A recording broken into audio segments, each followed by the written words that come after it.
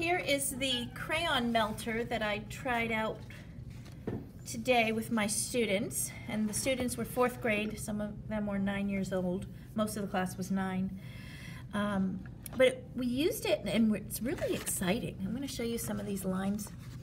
And this was, I put some orange crayons in, little bits of orange, and I put some yellow, any warm colors I filled the tube with, little pieces of warm color.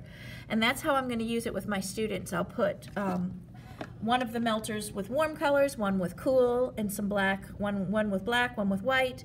That way we don't have to change out the colors all the time. Let me show you a few of the pictures, and then I'll show you students actually using the tool.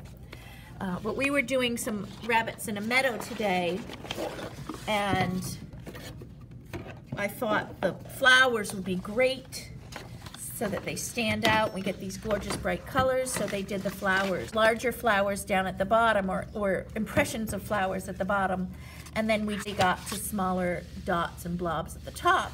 And now we're going to resist this with some paint. And I'll actually show you how it resists, which it resists beautifully. So here's another student's example of the flowers, and next week we will resist. So it makes a beautiful meadow, I thought.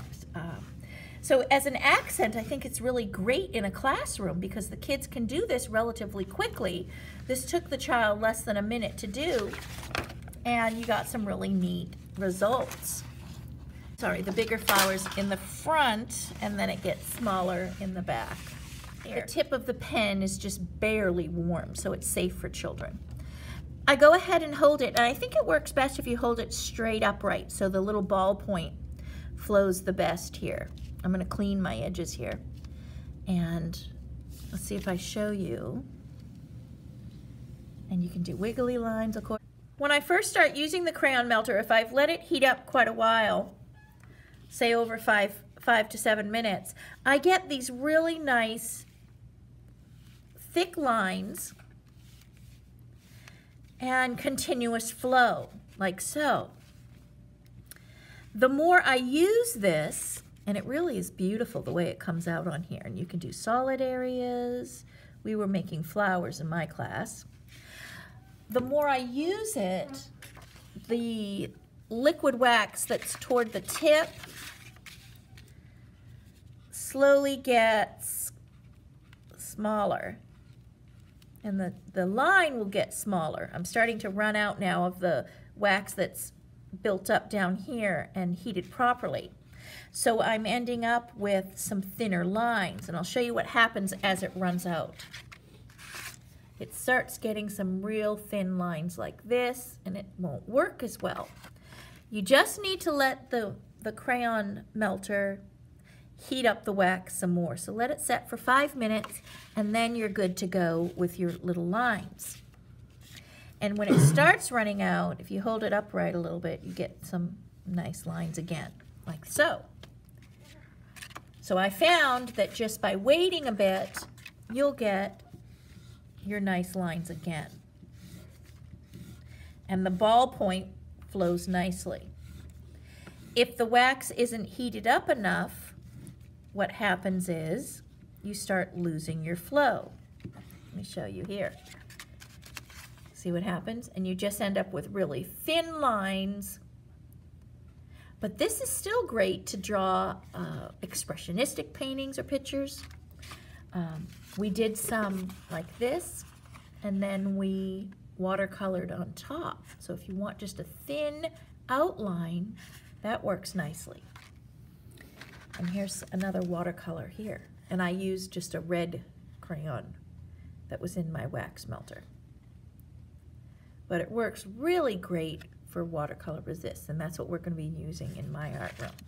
But the longer you let it set, then you end up with some of these nice, beautiful flow lines. And you can see I'm still getting quite a bit of this flow because I let this set, and all of the wax in here is now heated up in the tube. It doesn't like to cross itself for some reason, I've noticed. Right there, you can see what's happening. But just free flow, just drawing lines that don't cross, it seems to work really well. And then then once I cross, it kind of breaks up the flow of that ballpoint at the tip. Sometimes it sticks here. I may be losing my flow right now. You can see I just pushed a little bit and I got some flow back. Yeah, now I'm on to the thin. So I used up quite a bit from my demonstration here.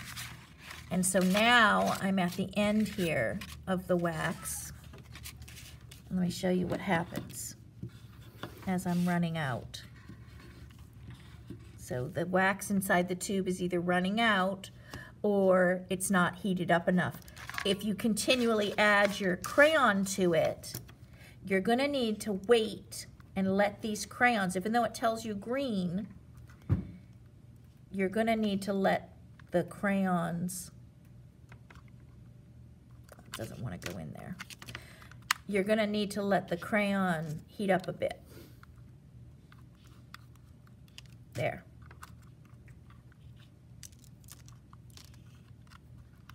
So I unplugged it, now I'm plugging it back in. So I want to let this, because this isn't going to instantly flow nicely for me. I want the crayon to heat up. So I'm going to give it a rest, let it heat up, and then it's going to flow again better. So that's what I found. But overall, I'm pretty impressed with this little device, and I think it runs about 30 bucks. So we're adding just little dots and dashes of color for flowers that are in the meadow that's far away, and then we're doing kind of blobs of bigger color for flowers that are closer to us. Let's see if I can get an angle where you can see him actually doing that. And here are some student examples of their little flowers in their meadow done with the crayon melter. And these are just expressionistic flowers, just little images or squiggles of lines to represent flowers. And again, the students really enjoyed using the crayon melter.